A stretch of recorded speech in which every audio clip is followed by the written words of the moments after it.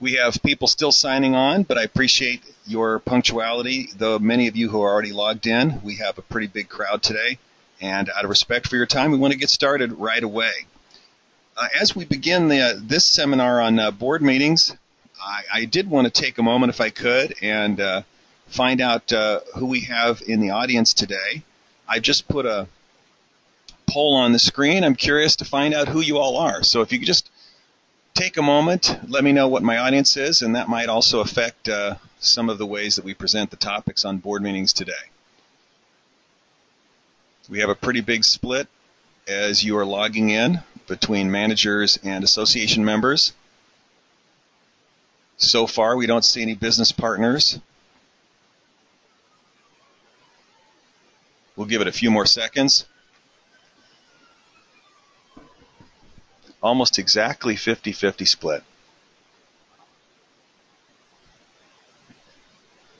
Wow. All right. Well, we have about as close to 50-50 as it gets without being exactly 50% managers and 50% association volunteers.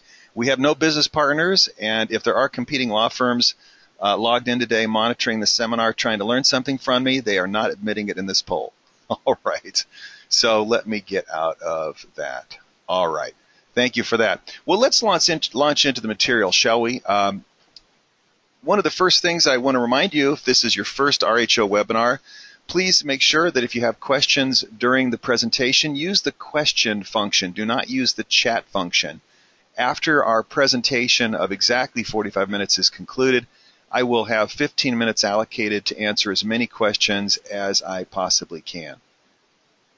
Also, if you did not get the materials in the email that went out this morning from me, the materials are available in the handouts function.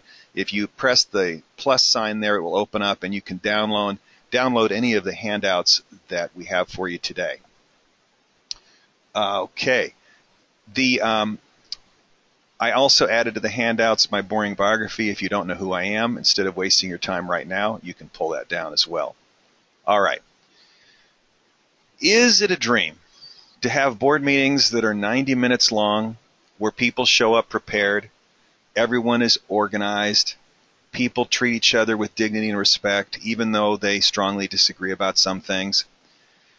Well, I think that board meetings are the bane of every HOA manager and every HOA volunteer director, and certainly all of us HOA attorneys.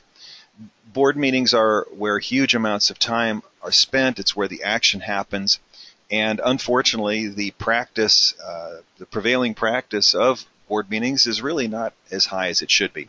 So what I'd like to do today is address a number of specific topics, a little bit more advanced topics that are recurring things that I'm either asked by people that write into my newspaper column each week, or that clients ask me all the time, or that I'm just finding just recurring issues where my manager and director folks are struggling. So that's what I want to do today. I want to address some of those topics. Let's get very practical as we begin to talk about the environment in which our board meeting happens. Before we talk about any procedures, attitudes, practices, or certainly before we talk about the law, is our room setup conducive to a board meeting or a town hall meeting? Now look at the room you have in these two photographs on the screen. Everyone is facing the audience. Now if I'm sitting in that audience and I'm looking at these 5 people facing me, what does that configuration tell me about my role? And who are they talking to? Are they talking to each other? Not really. They're talking to me because they're all facing me, the audience member. A lot of times we start out with a room configuration that conveys the notion that this is a discussion not only between the people around the board table, but it's a discussion with the audience. And obviously it's a truism. The folks in the audience have not read the board packet. They have not prepared for the meeting, and they're not legally held accountable for the decisions. You volunteer directors are being held accountable for your decisions. And so one of the things also that this type of room configuration sets up, and I hope you haven't seen this much, but you will occasionally from time to time have a director who will grandstand to the audience, who will specifically not speak to his or her colleagues on the board, but will grandstand and make statements to the audience to try to ingratiate themselves with the audience. And obviously that's disrespectful to the rest of the board.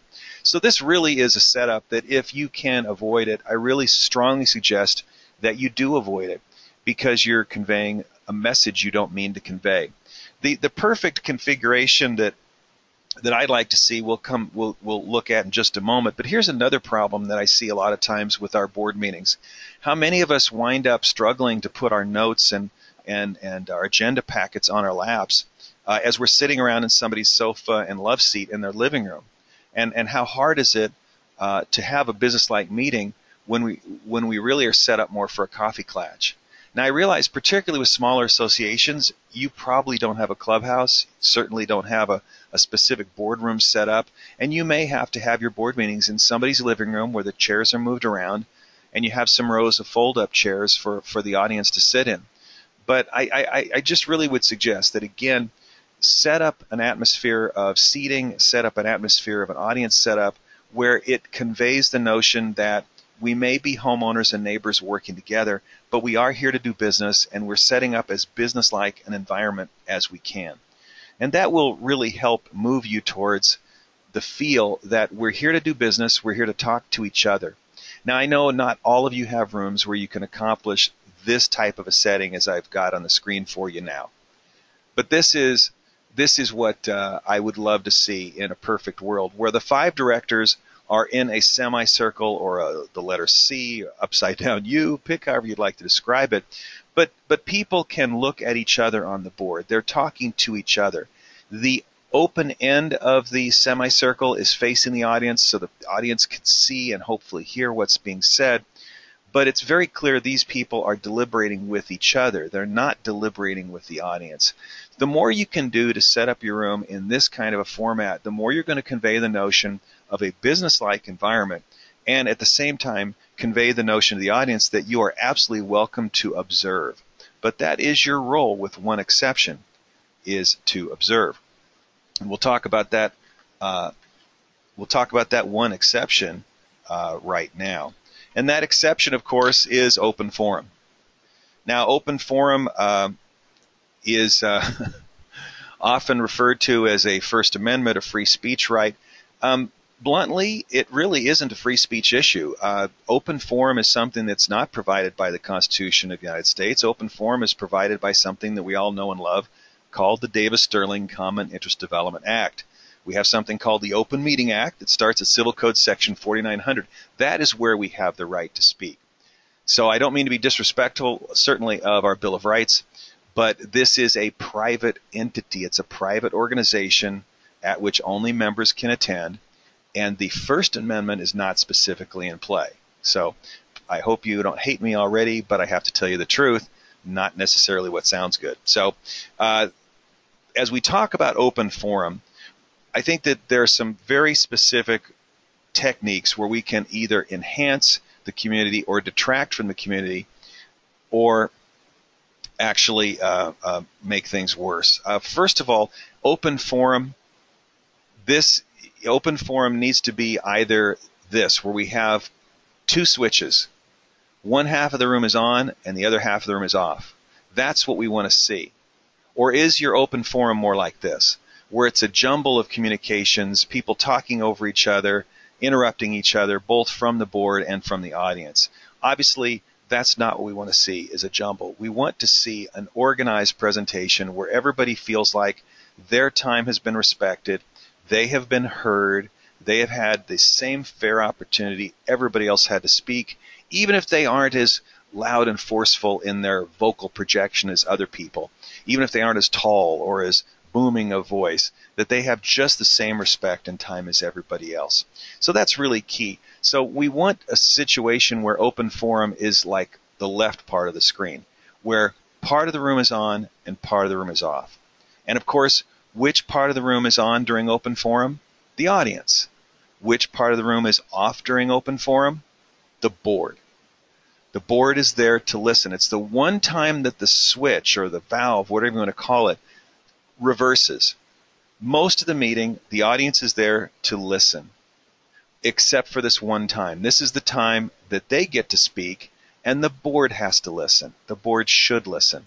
The board owes to the members their ear to hear and listen to what people are saying.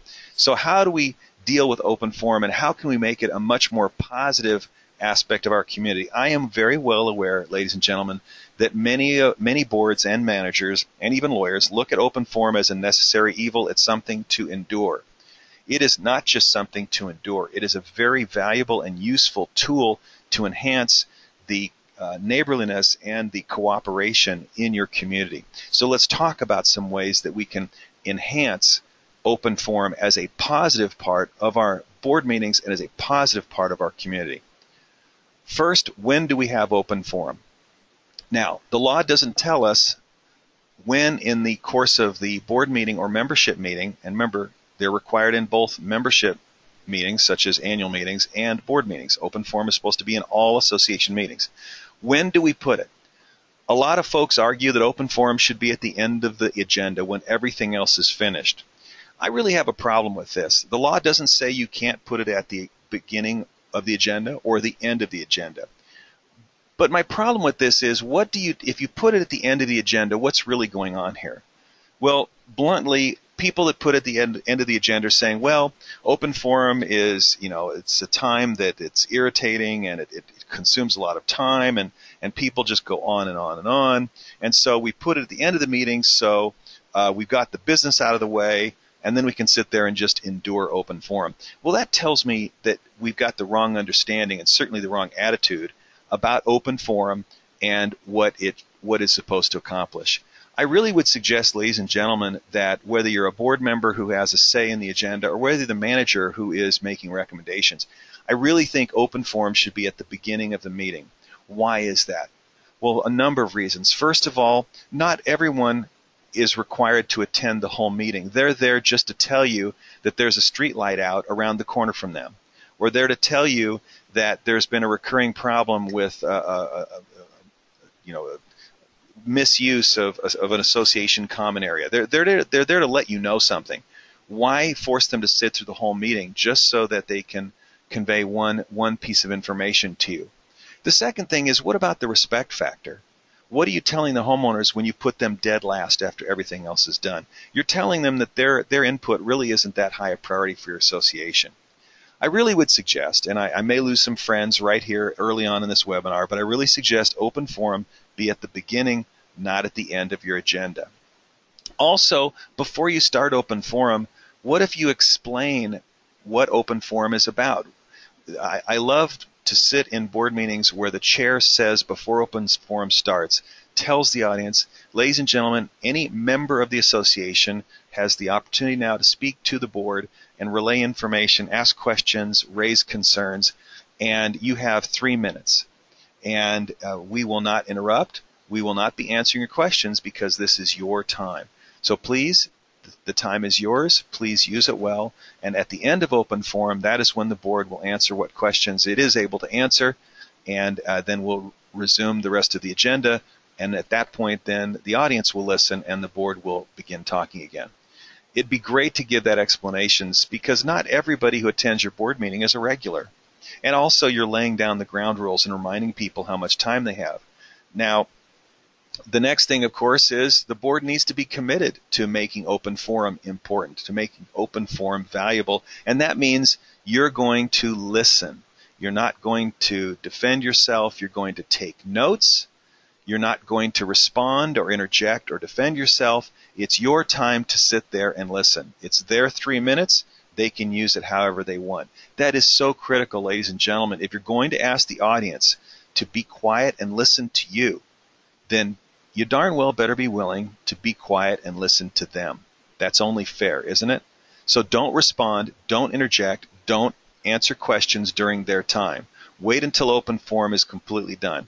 And let me tell you, if you do begin to answer questions or you let people understand that they might have their questions answered during their 3 minutes or as soon as their 3 minutes is done, then you're going to have homeowners coming up with a list of interrogation questions where they're going to hit you with 15 questions and they're going to demand that you answer all of them on the spot.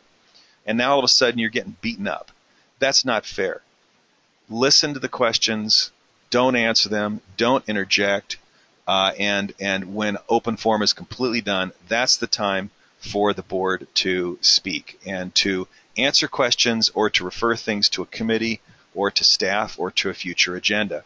You remember, cannot discuss or deliberate on people's open forum remarks unless they bring up an emergency. If somebody walks into the room in open forum and says, we have a water main right now that's broken and it's undermining the street 2 blocks away from where we're all sitting, okay, that's an emergency.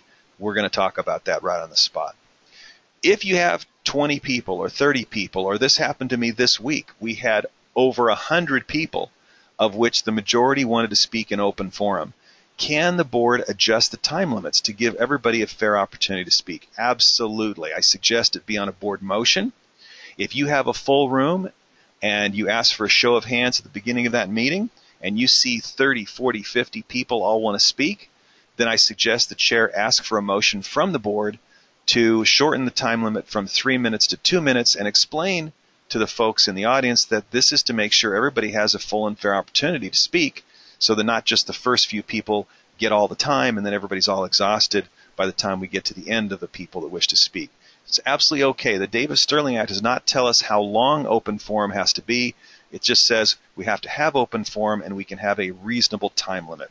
So I think 3 minutes is a great rule of thumb, except if you have a lot of speakers, then I think you can absolutely shorten it to 2. By the way, can you insist that people tell you in advance what they're going to talk about? No, I don't think you can. Some of my clients still are in the habit of asking people to indicate the topic they wish to address during open forum. They can refuse. They don't have to commit in advance to what they want to talk about, but they do have to be a member, and I think most associations are pretty good about asking people to give their address. Open forum is closed. The chair announces that open forum is closed, and then we begin to respond and show the members that we were listening, that we referred things to the manager to look into, or that the landscaping chair is able to answer a question posed by a member about a tree trimming schedule. That's when the board finally starts speaking. Now, what happens if during the course of the meeting the board realizes that the board needs further input? Can open forum be reopened? Absolutely. And what a great way to show the community that you're serving the community and you're listening and you want to listen. There are going to be some times, not every meeting, where an issue will arise that the board is going to realize we have a fair number of people in the audience. We'd really like to hear what people have to say. So have a motion to reopen open forum on a specific topic. Now, you probably all know that when you're voting on a rule change, when it's the final vote after you've given 30-day notice, you're supposed to have an open forum time specifically on that proposed rule change. So that's a required reopening of open forum.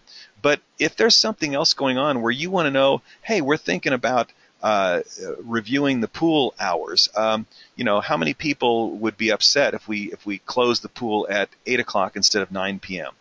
Great example of the use of reopening open forum. Okay. Now let's move on to another topic that comes up from time to time, and this is usually when we have a director who is unable to attend. They're traveling, they're on the road a lot, and they would like to be able to participate in the board meeting telephonically or through Skype or something like that. Well, the California Corporations Code 7211A6, which I've got up on the screen, says that yes, a nonprofit mutual benefit corporation, which is what our common interest development associations are, people can participate by Skype or by telephone, speakerphone. The key is that everybody participating in the meeting has to be able to hear one another.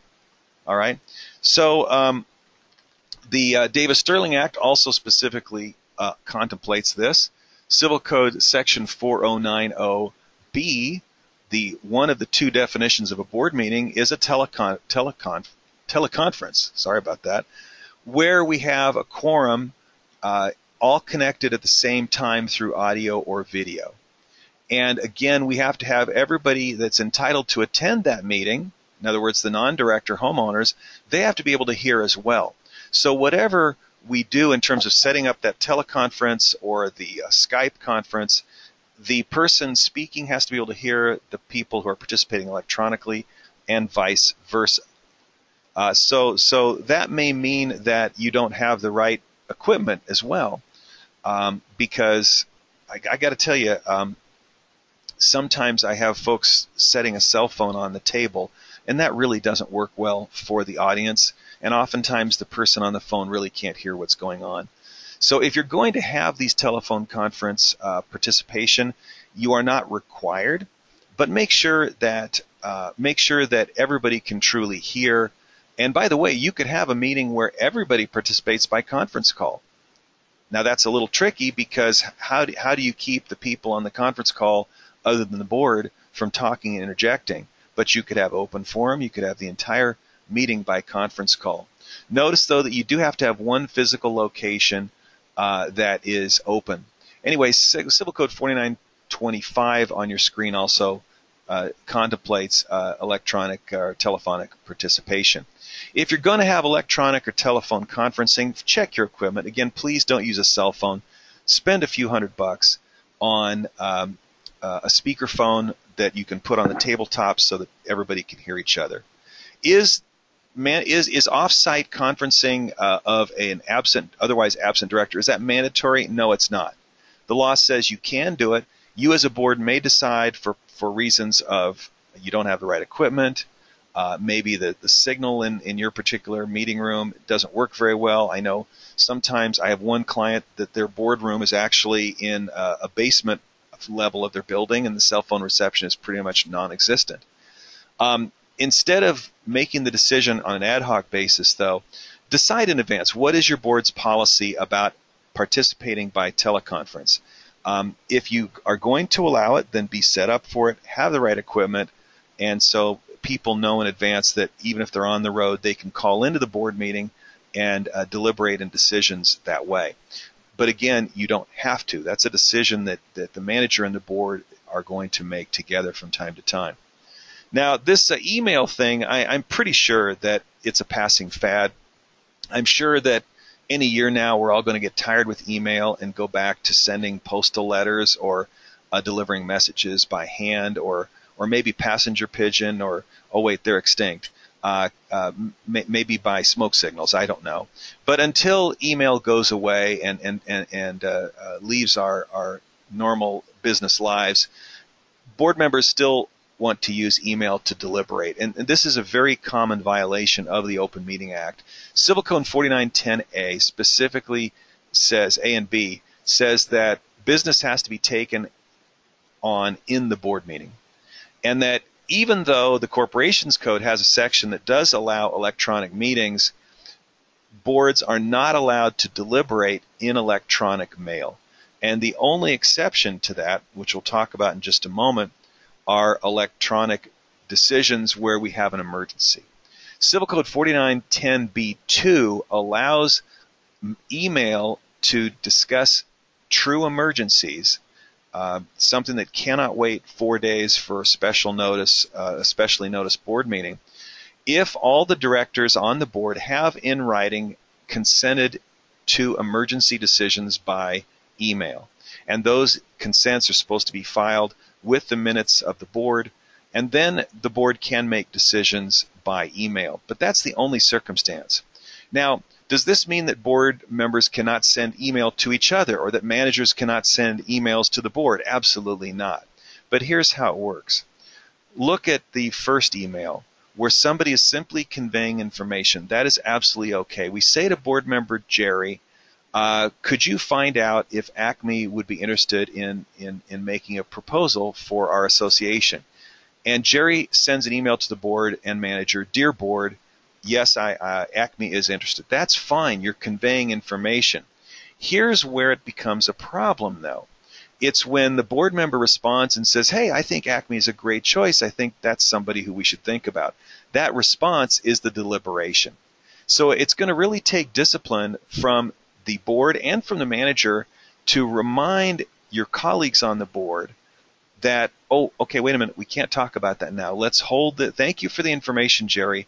Let's hold this off, please, until we can have a board meeting. So email is useful, but not to deliberate.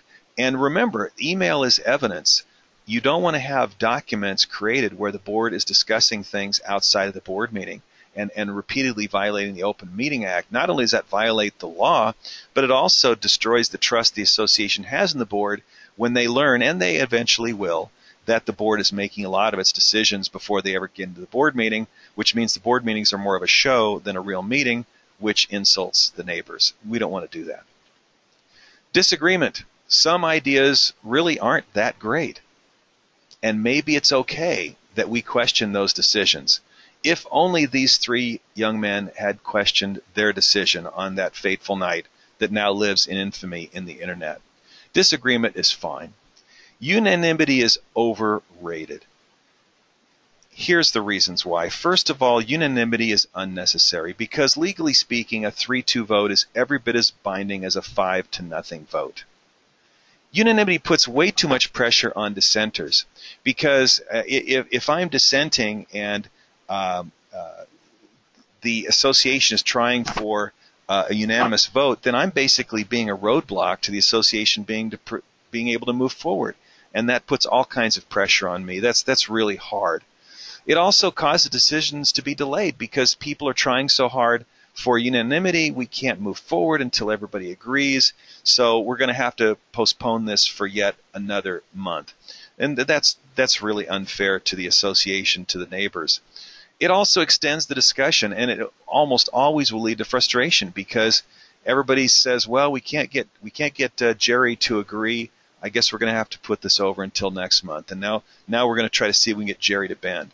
That's not right. And also, does that mean that the board is going to have to water down its decision to try to get this last director on board? Not healthy. You don't want to make the dissenters feel disloyal and that they're doing something wrong. That puts them under a lot of pressure, and that's unhealthy. You do need people to feel that it's okay to disagree. So there is one time unanimity is critical. The one time you want to have a 5-0 or a 7-0 vote is when you're making a major decision for the association. You're getting ready to commit the association to several $1 million, or you're pursuing an amendment of the governing documents, CC&Rs or something. You want to have the community needs to know that the board is united on those really big important things. But fortunately, those big important things don't come along all that often. So it's okay to have disagreement. We want people to look at things differently, to ask questions, vote no, and then move on. And that's a really healthy thing. We don't want to have a Stepford board, right, where everybody just smiles and says, great idea, Bob. Great idea, Bob. How about recording meetings? That's a great idea, right?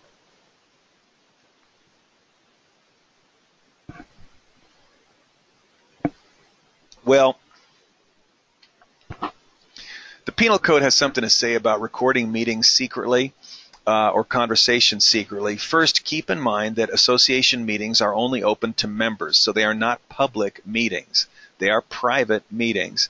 Penal Code Section 632A says that if you secretly record a confidential conversation, that you can be sent to jail in the county Hooskow for up to a year, and if you've done it repeatedly, you can even go to prison and be fined up to $10,000. So this is long-standing law. It's been on the books for a long time. You will, from time to time, folks, have members that, in times of conflict in the association, feel like it's okay to bring their little iPhone and set it on record, or build their little pocket dictating machine and record the meeting. That's not okay. You really recording is never necessary, and I think it's never a good idea. Remember that your meetings are only open to members. It's not a public meeting. When people know they're being taped, it intimidates them. They're not going to want to speak freely. So it already is going to put a negative air, an intimidating air to your meeting. Sometimes I'm told that, well, we need to record our meetings because we want to make sure our minutes are accurate. Well, your minutes don't need a recording to be accurate because all you're supposed to be writing down are the motions that are made and what happens to the motion. The whys and wherefores and who said this and who said that, that's not meeting minutes. That's a transcript. So if you need recording to make sure your minutes are accurate, then you're not taking the minutes you're supposed to be taking. I really urge all my clients, and I know I've written this in my newspaper column as well, I don't think associations should allow recording of meetings ever. There is one rare setup, and I know that some of you on the webinar today are at associations that have this. Very large communities sometimes have television studios and have their boardrooms set up with cameras to actually have a full-on broadcast of the meeting like a city council. That's a different story. I will tell you, even in those circumstances, I have seen the grandstanding factor, but at least it's out in the open and everybody knows what's expected. So that's a little bit different situation where you actually have a TV studio. Well, let's now talk about committee meetings. And one of the things here that comes into play is that sometimes we unintentionally have our committee meetings turn into board meetings. Keep in mind that the definition of board meeting changed a number of years ago in the Davis-Sterling Act. According to Civil Code 4090A, a board meeting is any time a quorum of the board is discussing any HOA business. It used to be that the definition of a board meeting was any time a quorum of the board was getting together to discuss an upcoming agenda item. That then was a board meeting. So as long as the board was getting together to talk about something that was not on an upcoming agenda, you were okay. That is no longer okay. So anytime you're discussing any HOA business at all, whether or not it's on an agenda, if you have 3 out of your 5 directors or 4 out of your 7, that's a board meeting. So what happens if 3 of your 5 directors all are really interested in landscaping and they are part of the landscaping meeting? Well, under the Davis-Sterling Act, that is a board meeting. That means you have to give 4-day agenda notice, you have to have open forum, you have to have minutes. Really problematic. So let me give you some tips on how to make sure that your committee meetings are effective and do not run afoul of the Davis-Sterling Act. First, just don't have a quorum of the board on the committee. Make sure that if you have a 5-member board, don't appoint more than 2 directors to that committee. Frankly, you don't want to have a majority of your board on the committee anyway, because then it's really not a committee anymore. The whole purpose of the committee is to take work outside of the group of the board and have other people help the board out with specific topic areas. Do have 1 or 2 directors attend. I do think that it's a great idea to have at least 1 director on each committee, because then the board has a connection to the committee and vice versa. Committee minutes are just not necessary. You don't have to keep minutes because the product of most committees is called a report. The only time you have to keep minutes is if the committee has final decision-making authority, and that's pretty rare. So your product that you're creating out of your meeting is a report where you're making recommendations to the board. And please, committees, those reports should be in writing. Managers, encourage your committees to submit written reports to go into the board packet. And chairs on this call, don't have those reports read out loud orally or presented orally. Just have them attached to the board packet, so then there's a record of what the committee recommended. Boards, when you are receiving a report, there's no need for a motion to approve. The minutes simply should note the board received a report from the landscaping committee. If there's any question as to what the landscaping committee said, we have the written report that contains that recommendation or that information. And you don't need a motion to approve the report, because if you approve the report, does that mean that if they're asking for action that you are also approving the action in the report? It can get confusing. So just secretaries on this call, just say the board received the landscaping committee written report. The board received a report from the financial committee. The board received a report from building and grounds. Okay, that's enough. Now, if the report does recommend action, then that needs to be very specifically noted in the report, and now we do need a board motion on the action recommended. And I really suggest that managers, board chairs, have a committee member plan on attending the board meeting. If they're asking for action to be taken by the board, somebody should be available to help answer questions from the board, if there are any, regarding that committee's recommendation.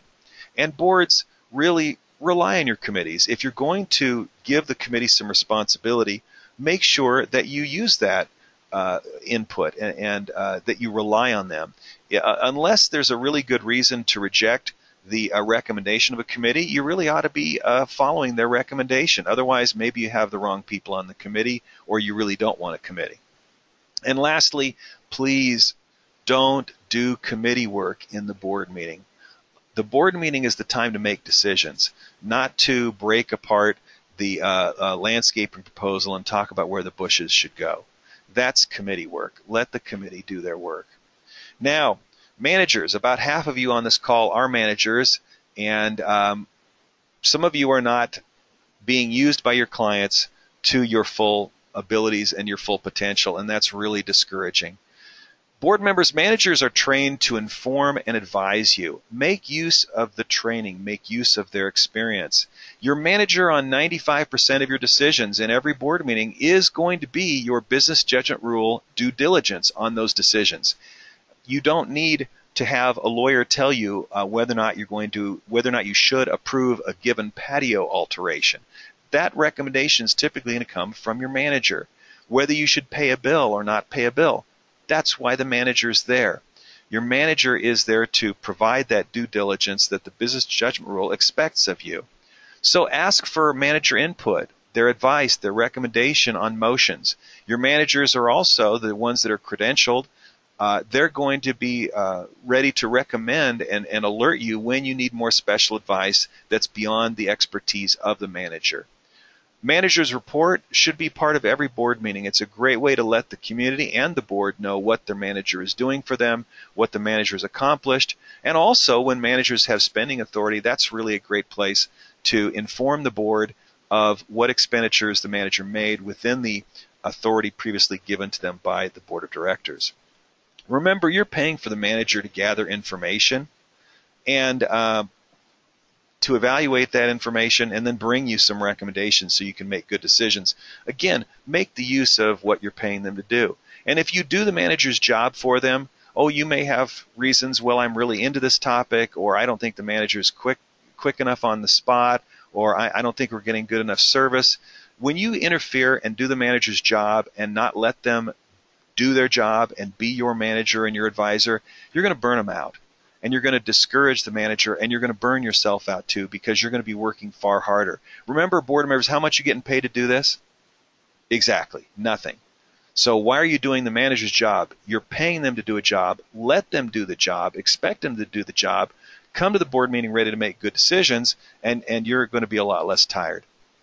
Okay, a couple of thoughts about minutes. These continue to be a problem with so many associations. Your board secretary does not need to be a court stenographer. If your poor secretary is not allowed to deliberate on motions because they're so busy writing down everything everybody says, they need some retraining. And secretaries, I just want to remind you that minutes should not be a choke point. Minutes are simply supposed to record who attended the meeting, what reports you received, and what motions were made and what happened to the motions. You do not use the minutes to record the whys and wherefores of all of your decisions. Okay? That's not minutes, that's a transcript. When you do want to record the whys and wherefores are in those major decisions that need to be recounted or stated in a board resolution, which is typically a document your legal counsel will help you with. That is a document that's intended to explain the good faith business judgment reasons why the board in 2016 made a certain major decision. Okay? So secretaries, be encouraged. Many of you are working far too hard. Managers, protect your secretaries. Let them participate as a director. Don't work so hard overcooking the minutes. Is this the kind of minutes that you want to see for your association? John said Larry had no idea. Larry said John was an idiot. Sally moved to remove Larry from the board because he's lazy. And then Mary commented that Larry, is this what you want to see? This doesn't look professional. Here's the kind of minutes that you want to see. Most minutes from most association meetings should be 1 to 2 pages long, because you're not quoting what people say, you're not quoting the contents of reports, you're simply noting who attended, what motions were made, and what reports were received. And it's amazing how you'll find, if you do your minutes efficiently and properly, how often they will fit in 1 to 2 pages. Yes, it's possible. Now let's deal with, disruptors. Many of you are thinking about certain people right now. Instead of the demon pictures I've got on the screen, you have somebody else's face and somebody else's name. Okay, and okay, that's fine. But let's talk about dealing with disruption, because that can obviously is always a problem that pops up in associations. Are there some disruptions and interruptions of meetings that are good? Remember that just because somebody's a helpful association member doesn't mean that it's okay to allow them to interject and provide information, but then the people who are critical and disruptive and rude, they don't get to interject in the meeting. I have attended board meetings over the years where the people who often spend a lot of time volunteering, it's amazing how they get the right to speak up and interject in the board meeting, but the people who are unpleasant, they're shut down by the chair. Let's be fair. Whether you're a saint or a sinner, disrupting, interjecting in the board meeting is never a good idea. So ban all disruption, or don't complain about the chaos that results from allowing lots of interjections from the floor in your board meetings. So here are some quick steps in dealing with disruption. I'm a big advocate of gentle but firm escalation. So the first thing when somebody's interrupting the meeting is a warning from the chair. Mr. Richardson, would you please sit down? Open forum is closed. We really need to deliberate here. You're welcome to listen, but we need to ask that you pipe down. That doesn't work. Richardson says, I will be heard. Well, the next step is a motion by the board to admonish that member to quiet down. If that doesn't work, the next step is a motion by the board to expel the member. I'm sorry, Mr. Richardson, the board is by a 5-0 vote asked you to leave the meeting due to your continued disruptions and behavior. If that doesn't work and Richardson says, I'm not leaving, I have a right to be here, then announce a brief recess of the board meetings so that law enforcement can be called. I found that most of the time, when people realize you're literally going to call the police, they will go ahead and leave the room because that member is now disturbing the peace and creating a potential problem. If your rules provide for it, and if they don't, by the way, you ought to think about this, have a disciplinary hearing set for disrupting the board meeting and find that homeowner. Make sure that you're not taking close calls. Let's not be picky here.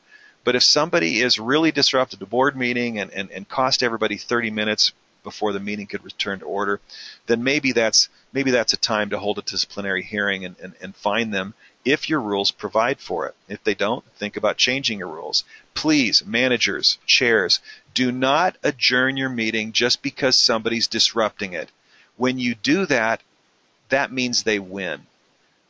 Have a recess so that they can calm down or so they can be excused from the meeting, but don't stop the whole association's governance because of that person. Okay? That's not fair to the other 99% of your community. So take these steps, gentle escalation, but firm escalation, and raise the bar of what we expect from neighbors. Most of the other community members attending those meetings are going to thank you for it. They may be afraid to thank you for it in front of that person, but they're going to thank you for it later. Well, as we wrap up this, a couple of things I want to talk about. Your top 5 time wasters. Number 1, failing to use consent calendars.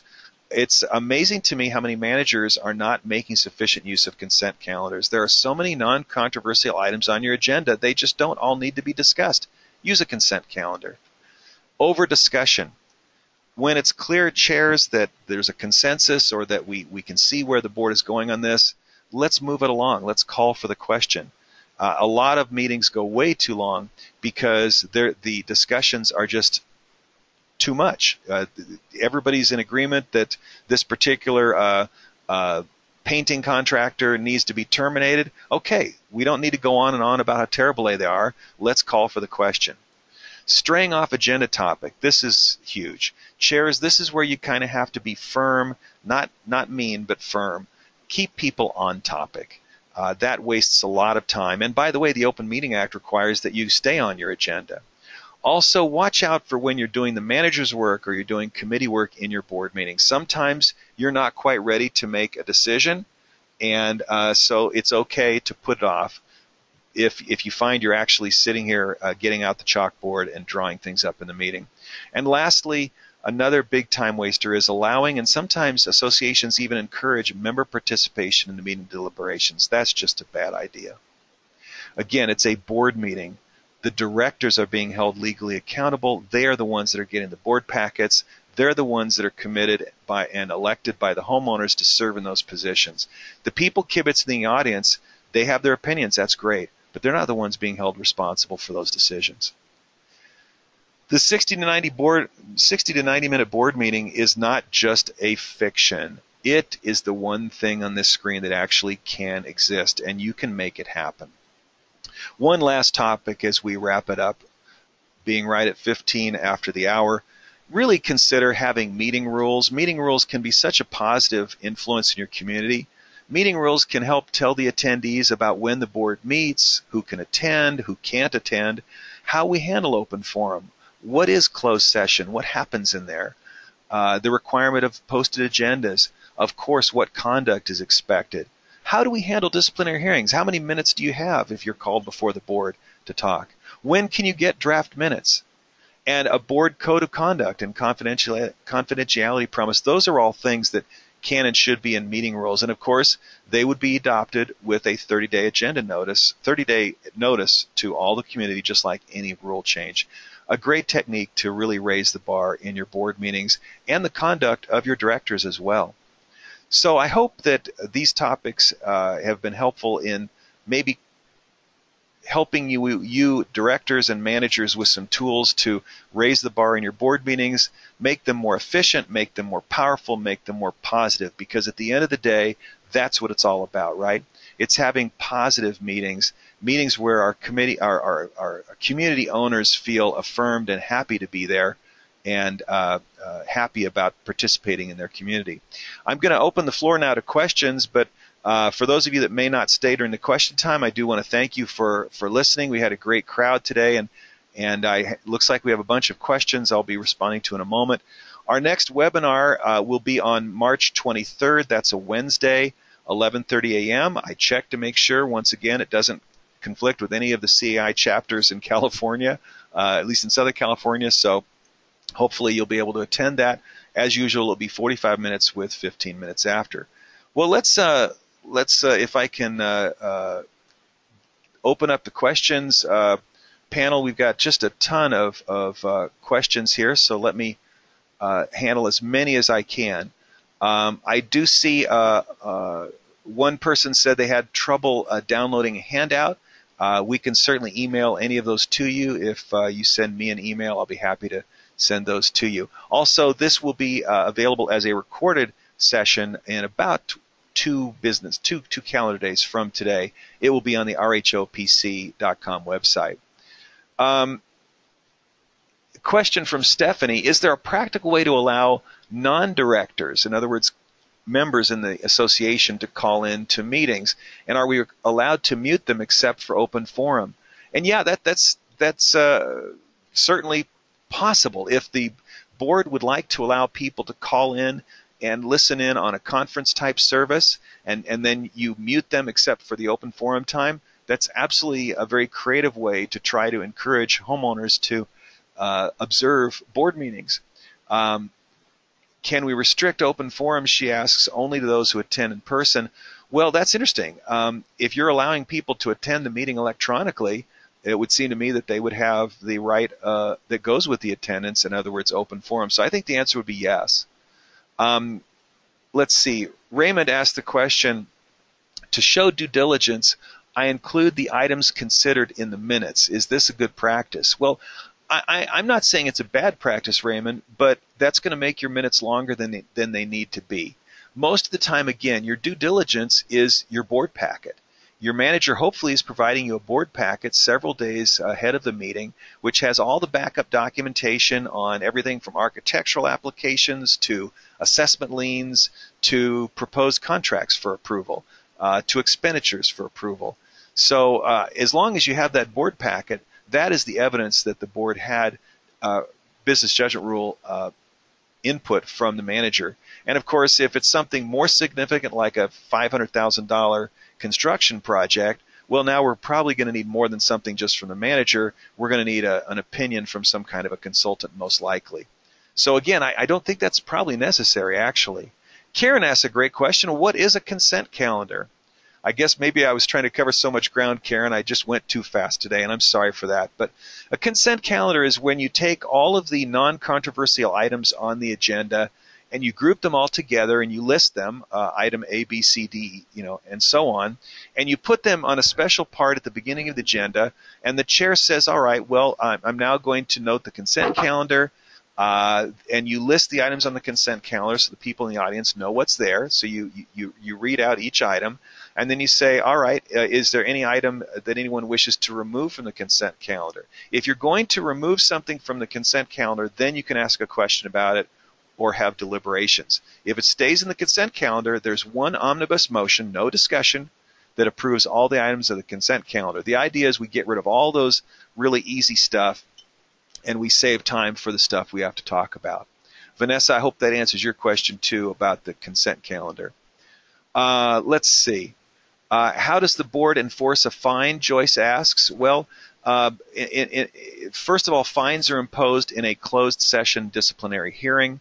That is something I think I talked about in our last webinar, or 2 webinars ago actually. Disciplinary hearings are not open to all members. They should not be. Let's see. Let me see. I've got change of Streffen asks, change of membership of directors and officers seems like a good idea. How long max do you think someone should be president or be on the board at all? Oh, I'm sorry. This is from Jack. Okay. Well, Jack, that's an interesting question. I don't really have a strong opinion about term limits. There are strong arguments both ways. Sometimes people think that term limits are a great way to prevent dynasties in homeowner associations. But on the other hand, some associations have great people who are effective directors and officers who understand what they're doing, and the community is comfortable with their leadership. So I really struggle with term limits. One thing that perhaps would break things up a little bit is requiring that directors take a couple years off or 1 year off after they serve a couple of terms, so that you occasionally have some new blood come in. But I don't recommend for or against term limits, frankly. The clients tell me what they prefer because each has its drawback. I was a great fan of term limits many years ago with the California legislature. Now I realize that term limits has really proven not to be really great for us because we lose good talent in our legislature far too quickly. All right. Let's see. All right. Well, I appreciate the questions that have been asked. I'm trying to see. All right. Here's a question from Vanessa. I've got time for a few more questions. It's not too late. If you want to submit a question, I'll be glad to see if I can squeeze them in. Question from Vanessa. We recently discovered the previous president shredded documents and requested reimbursement for the cost. This was not on any agenda or open session. What are the requirements for destroying association documents? Well, first of all, certain documents have to be kept for at least a couple of years and the current year. Financial documents, you have to make them available to homeowners for the last 2 years and the current year. Financial documents are specifically defined in the Davis-Sterling Act. But with respect to other records that aren't specifically required to be available through disclosure to members, a lot of times your CPAs have opinions. I think 5 or 7 years is a common rule of thumb. But if a board member is going to incur an expense for the association, that has to be authorized somehow. So if a board member shreds a bunch of documents, let's assume for the moment that they were documents that needed to be shredded for whatever reason because they were stale. That's still an expense that the president should have submitted to the association for approval in advance. So an interesting situation there for that president. Let's assume, number one, that the president actually was shredding documents that should have been discarded. Still, the board of directors could decide that, well, we didn't want those to be shredded, or we didn't think that expense was reasonable, and so we're not going to approve the reimbursement on that. So bottom line, board members and presidents, when you are running up any kind of cost for the association that you expect to be reimbursed, make sure that you have some kind of authority in advance so that you don't have the risk that the association decides not to reimburse you. Patsy has a common but a very pertinent question. If a board member disagrees with the association board on a decision, and this decision may have potential liability, does that director have to stay silent? Well, this goes to the question of fiduciary duty. When you are attending the board meeting, directors, you are there to bring your best brain and your background and experience into that meeting. That means that it's expected that from time to time you're going to disagree with your colleagues. You're going to see things differently. You may or may not be right, of course, but we expect you to vote your conscience. And so your duty is to come prepared and to use your best judgment and to vote the way you think is in the best interest of the association. That's what the business judgment rule demands of you. However, once the board has a vote and it votes, say, 4-1 against you, the corporation has now decided. The decision is closed. You, as a director, now have a responsibility to support the decision of the corporation because you owe your fiduciary duty to the corporation. So that's the hard part, is sometimes you disagree with the decision, but you have to pick up your oar and row the boat along with everybody else in a direction that you disagreed with. But that's what your responsibility is. If the decision is so wrongly headed that you really do not think you can in good conscience support the decision of the board, then your only choice is to quit. You do not have the option to undercut and to fight and build support among the members to recall the board or to otherwise frustrate the board's decision. If you want to do that, then you need to quit the board first. So that's really a difficult thing, Patsy, but that's really how it works. Is you can't stay on the board and fight the board at the same time. Okay.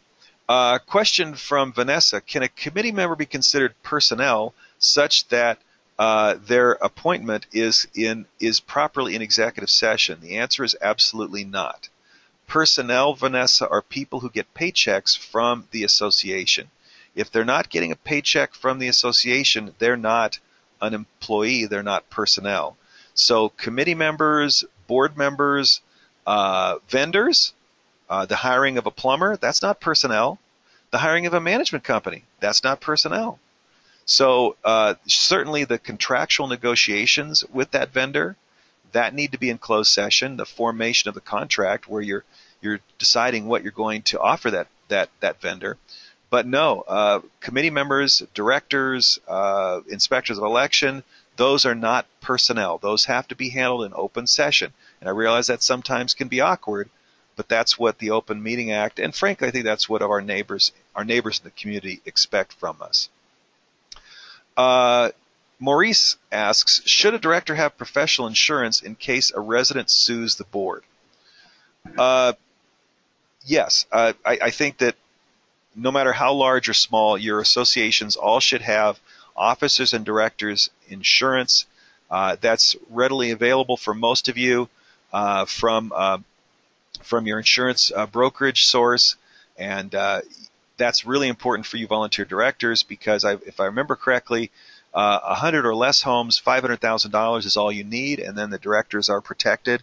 If you're 100 homes, more than 100 homes, you need $1 million minimum coverage. And of course, that statute probably needs to be updated because $1 million ain't what it used to be, right? Okay, let's see. Let me see if I can get one more question in as we're just about at the end of our hour. Mary asks, when discussing the minutes topic, you cover the concept of how to document justification of a board decision on a complicated topic. Can you please briefly repeat? Yeah, Mary, what I'm talking about there is that when you have a complicated major decision where you want to document the board's business judgment considerations, that's actually not done in the minutes at all. That's typically going to be done in a board resolution. So if the board packet isn't enough, if the recommendation or the letter from your consultant report isn't enough, then that may need to be something that is drafted very often by your association legal counsel, a separate document that becomes part of the minutes, but it's called a board resolution. All right? So I hope that was helpful. Just a quick hit. Lee wants to know, Where do we discuss a Christmas bonus for our professional manager, open or closed session? Well, is the manager an employee? Do they receive a paycheck and a W-2 from the association, or does their company receive the check? And if they're not an employee, then they're a vendor. And so, yeah, that is not eligible for closed session because they're not personnel. Now, you may want to consider setting up a subcommittee of the board to deal with something like that, but that subcommittee would need to be making a recommendation to the board. The subcommittee would have to be appointed in open session. So the community should be disclosed that this is being discussed. Now, obviously, so that the manager is surprised, you would want to make sure that they were not invited to the meeting or where you're discussing the bonus for them. But that's a little bit tricky if they're a vendor and not an employee. Now, if they're a vendor also, some people would argue that, well, vendors don't need a bonus because they're already being paid and they're not an employee. But I'll leave that to all of you and your association to sort that out. Well, we're at exactly the 1 hour point. We've had an action-packed time together. I apologize. There are a bunch of you that submitted questions today that I wasn't able to get to. I appreciate all of you attending, and I hope you found this very useful. We will be placing this recording on our website, rhopc.com, with our other webinars for on-demand viewing in 1 to 2 days from today. So by January 23rd at the latest, this should be available on the rhopc.com website. So thanks again for participating. I wish you all a great day, and we'll see you on March 23rd.